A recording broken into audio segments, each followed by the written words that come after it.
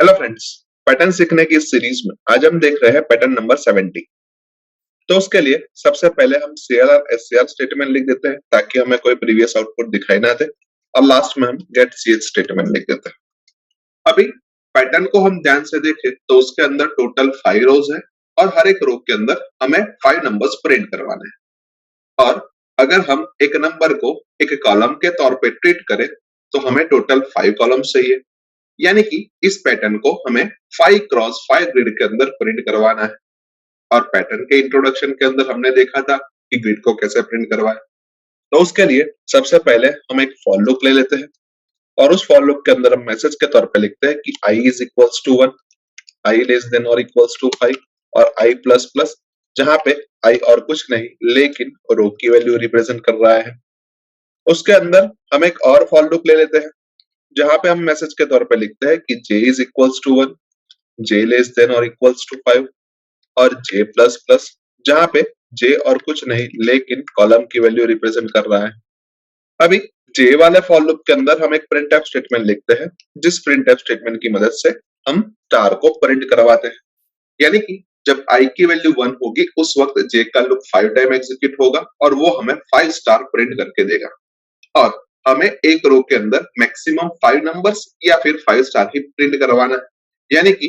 ये 5 star print हो जाए उसके बाद हम एक और प्रिंटफ स्टेटमेंट लिखते हैं जिस प्रिंटफ स्टेटमेंट के अंदर हम लिखते हैं कि स्लैश n, ताकि हमारा कंट्रोल नई लाइन में आ जाएगा। अभी i का लूप टोटल 5 बार एग्जीक्यूट होता है और वो हर एक बार j के लूप को 5 बार एग्जीक्यूट करता है, यानी कि j का लूप टोटल 25 बार एग्जीक्यूट होता है और वो हमें 25 स्टार्स 5 क्रॉस 5 ग्रिड के अंदर प्रिंट करके दे रहा है। नाउ लूप के अंदर हमने जो दो वेरिएबल i और j का यूज किया है वो दोनों वेरिएबल को हम ऊपर डिक्लेयर कर देते हैं, let us say integer i as well as j, and then program को टेस्ट कर देते हैं। तो हमें 5 क्रॉस 5 ग्रिड के अंदर सभी जगह पे स्टार प्रिंट होके मिल रहे हैं, जो कि परफेक्टली सही है। पर हमें सभी जगह पे नंबर्स प्रिंट करवाने हैं, तो उसके लिए हमें पैटर्न को फिर से एक बार एनालाइज करना पड़ेगा। सो अभी हमने देखा कि रो की वैल्यू हम i से रिप्रेजेंट कर रहे हैं और कॉलम की वैल्यू हम j से रिप्रेजेंट कर रहे हैं, और हर एक i की सभी j की वैल्यू के लिए हमें कुछ नंबर्स प्रिंट करवाने हैं। अभी नंबर्स को हम ऑब्जर्व करें तो i इज इक्वल्स टू 1 के लिए जब j की वैल्यू 1 है तब हमें 1 प्रिंट करवाना है, j की वैल्यू 2 है तब हमें 2 प्रिंट करवाना है, j की वैल्यू 3 है तब हमें 3 प्रिंट करवाना है, j की वैल्यू 4 है तब हमें 4 प्रिंट करवाना है और j की वैल्यू 5 है तब हमें 5 प्रिंट करवाना है। यानी कि हम सिंपली ऐसा कह सकते हैं कि जब i की वैल्यू 1 है उस वक्त हम j की वैल्यू को प्रिंट करवाए तो फर्स्ट रो हमें परफेक्टली आउटपुट दे देगी। अभी हम सेकेंड रो के बारे में ऑब्जर्व करें तो j इज इक्वल्स टू 1 के लिए हमें 2 प्रिंट करवाना है, j इज इक्वल्स टू 2 के लिए 2, उसके बाद 3, उसके बाद 4 और उसके बाद 5 प्रिंट करवाना है। यानी कि सिर्फ j इज इक्वल्स टू 1 के लिए हमें 2 प्रिंट करवाना है, उसके बाद j की वैल्यू को ही हमें प्रिंट करवाना है। i इज इक्वल्स टू 3 के लिए j is equals to 1 as well as j is equals to 2 के लिए हमें 3 प्रिंट करवाना है, अदरवाइज हमें j की वैल्यू ही प्रिंट करवानी है। i इज इक्वल्स टू 4 के लिए j is equals to 1, 2 and 3 के लिए हमें 4 प्रिंट करवाना है, अदरवाइज हमें j की वैल्यू ही प्रिंट करवानी है। i इज इक्वल्स टू 5 के लिए हमें j इज इक्वल्स टू 1, 2, 4 के लिए 5 प्रिंट करवाना है, अदरवाइज हमें j की वैल्यू ही प्रिंट करवानी है। यानी कि हम ऐसा कह सकते हैं कि जब i की वैल्यू 1 है उस वक्त j की वैल्यू ग्रेटर देन और इक्वल्स टू 1 हो तब हमें j की वैल्यू प्रिंट करवानी है। i इज इक्वल्स टू 2 के लिए हम ऐसा कह सकते हैं कि j की वैल्यू ग्रेटर देन और इक्वल्स टू 2 हो तब हमें j की वैल्यू प्रिंट करवानी है। i इज इक्वल्स टू 3 के लिए j की वैल्यू ग्रेटर देन और इक्वल्स टू 3 हो तब हमें j की वैल्यू प्रिंट करवानी है। i इज इक्वल्स टू 4 के लिए j की वैल्यू ग्रेटर देन और इक्वल्स टू 4 हो तब हमें j की वैल्यू प्रिंट करवानी है। And i is equals to 5 के लिए j की वैल्यू ग्रेटर देन और इक्वल्स टू 5 हो तब हमें j की वैल्यू प्रिंट करवानी है। यानी कि हम यहाँ पे ध्यान से देखें तो जब i की वैल्यू 1 है उस वक्त j greater than equals to 1 है, i इज इक्वल्स टू 2 के लिए j greater than equal to 2 है, 3 के लिए ग्रेटर देन इक्वल्स टू 3, 4 के लिए ग्रेटर देन इक्वल्स टू 4 और 5 के लिए ग्रेटर देन इक्वल्स टू 5 है। यानी कि हम इसको कुछ कॉमनली लिखना चाहे तो हम कुछ ऐसा लिख सकते हैं कि जब j की वैल्यू ग्रेटर देन और इक्वल्स टू i के बराबर हो तब हमें j की वैल्यू को प्रिंट करवाना है, अदरवाइज हमें कुछ और नंबर प्रिंट करवाने हैं। अभी हमने इतने पोर्शन का लॉजिक बना दिया है। अभी इसके आगे वाले पोर्शन का हम ध्यान से देखें तो जब i की वैल्यू 2 है तब हमें 2 प्रिंट करवाना है, i की वैल्यू 3 है उस वक्त हमें 3 प्रिंट करवाना है, i की वैल्यू 4 है उस वक्त हमें 4 प्रिंट करवाना है, i की वैल्यू 5 है उस वक्त हमें 5 प्रिंट करवाना है। यानी कि हम सिंपली ऐसा कह सकते हैं कि जब j ग्रेटर देन और इक्वल्स टू i हो तब हमें j प्रिंट करवाना है, अदरवाइज हमें i प्रिंट करवाना है।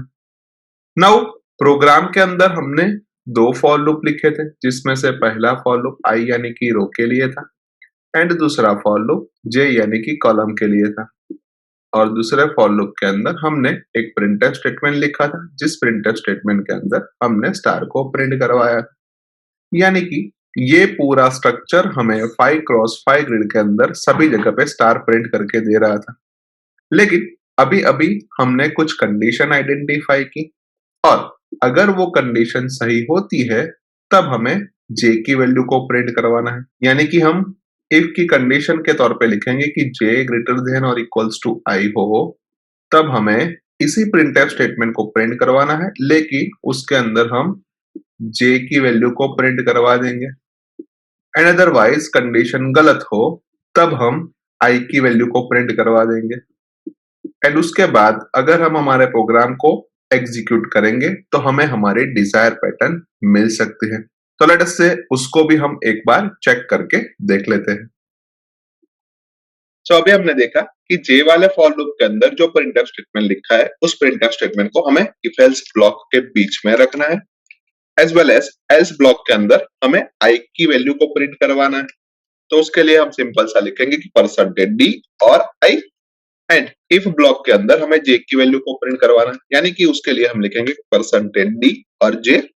एंड देन इफ की कंडीशन के तौर पे हमें लिखना है कि j ग्रेटर देन और इक्वल्स टू i,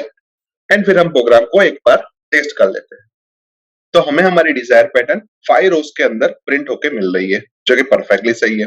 पर यहाँ पे नंबर्स के बाद हमें स्पेस को प्रिंट करवानी है, जो कि हमने नहीं करवाई है। तो हम स्पेस को भी प्रिंट करवा के हमारे आउटपुट को एक बार चेक कर लेते हैं।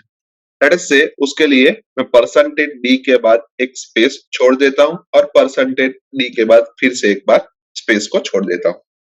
अभी इसी पैटर्न को अगर हमें n रोज के लिए कन्वर्ट करना हो तो हमें एक इंटीजर वेरिएबल n की जरूरत पड़ेगी और उस n की वैल्यू को हम यूजर के पास से स्कैनफ स्टेटमेंट की मदद से रीड करवाएंगे, जिसके लिए हमें स्कैनफ स्टेटमेंट के अंदर लिखना पड़ेगा कि percentage d address of n, और स्कैनफ के ऊपर हम एक प्रिंटफ स्टेटमेंट लिखते हैं, जिस प्रिंटफ स्टेटमेंट की मदद से हम मैसेज प्रिंट करवाएंगे कि एंटर n। नाउ लूप को भी हम n रोज के हिसाब से चेंज कर देते हैं, यानी कि i लेस देन और इक्वल्स टू 5 की जगह पे i लेस देन और इक्वल्स टू n, और j लेस देन और इक्वल्स टू 5 की जगह पे j लेस देन और equals to n, and then program को एक बार टेस्ट कर देते हैं। जहां पे मैं n की वैल्यू 5 इंसर्ट कर रहा हूं तो हमें 5 रोज के लिए हमारी डिजायर पैटर्न प्रिंट होके मिल रही है, जो कि परफेक्टली सही है। एक और बार प्रोग्राम को टेस्ट कर देता हूं, जहां पे मैं n की वैल्यू 9 इंसर्ट कर रहा हूं तो हमें हमारी डिजायर पैटर्न 9 रोज के अंदर प्रिंट होके मिल रही है, जो कि परफेक्टली सही है। एक और बार प्रोग्राम को टेस्ट करता हूं, जहां पे मैं n की वैल्यू 15 इंसर्ट कर रहा हूं तो हमें हमारी डिजायर पैटर्न 15 रोज के लिए मिल रही है, लेकिन 10th रो के बाद हमारी पैटर्न थोड़ी डिस्टर्ब हो रही है, यानी कि हमें हमारे प्रिंटफ स्टेटमेंट के अंदर थोड़ा बहुत मॉडिफिकेशन करना पड़ेगा। तो लेट अस से वो भी हम चेक करके एक बार देख लेते हैं। जहां पे मैं परसेंटेज d की जगह पे परसेंटेज 2d कर देता हूं और नीचे भी परसेंटेज d की जगह पे परसेंटेज 2d कर देता हूं, एंड देन प्रोग्राम को एक बार टेस्ट कर देता हूं। अब मैं n की वैल्यू 15 इंसर्ट कर रहा हूं तो हमें हमारे डिजायर पैटर्न 15 रोज के लिए प्रिंट होके मिल रही है, जो कि परफेक्टली सही है। यानी कि हम ऐसा कह सकते हैं कि इस प्रोग्राम के थ्रू हम पैटर्न नंबर 70 को n रोज के लिए इजीली प्रिंट करवा सकते हैं। सो आई होप कि आपको इस प्रोग्राम के अंदर अच्छी तरीके से समझ आ चुकी होगी। आज के वीडियो में बस इतना ही, नेक्स्ट वीडियो में फिर से मिलेंगे। Thank you very much.